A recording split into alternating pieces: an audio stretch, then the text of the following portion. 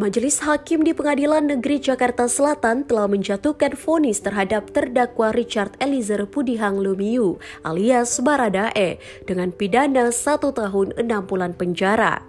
Baradae dianggap sudah membuat kasus pembunuhan terhadap almarhum Brigadir Joshua menjadi terang benderang dengan kejujurannya.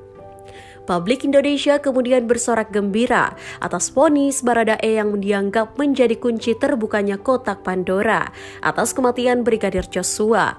Vonis yang dijatuhkan Majelis Hakim kepada Eliezer terjun bebas dari tuntutan jaksa, yakni 12 tahun penjara. Lantas, apa yang menjadi alasan Majelis Hakim memberikan vonis lebih ringan dibandingkan tuntutan jaksa penuntut umum? Setidaknya ada 6 poin yang meringankan, antara lain Richard merupakan saksi pelaku yang bekerja sama atau justice collaborator.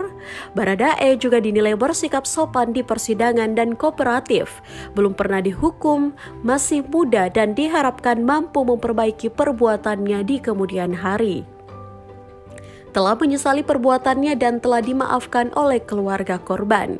Sementara, hal-hal yang memberatkan ialah hubungan yang akrab dengan Brigadir Joshua tidak dihargai Richard sampai pada akhirnya korban meninggal dunia.